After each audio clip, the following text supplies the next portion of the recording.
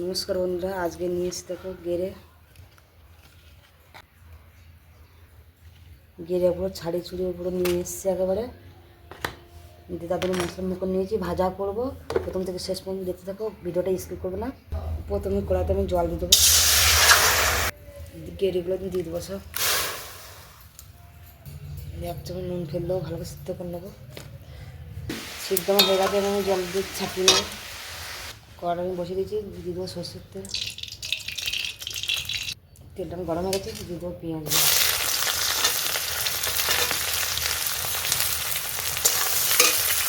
পেঁয়াজগুলো হালকা একটু ভাজা হয়ে গেছে, দিয়ে দেবো দিয়ে দেবো স্বাদ মতো লবণ।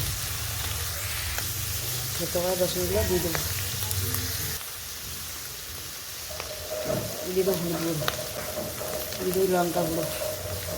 তা ভালো করে নেড়ে চেড়ে আমি ভাজিয়ে খাবো।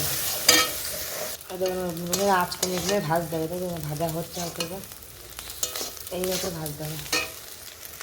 ভাজা হয়ে গেছে, আমি নামিয়ে দেবো। হ্যাঁ দেখো বন্ধুরা, কত সুন্দর হয়েছে। লাইক করে দিও, সাবস্ক্রাইব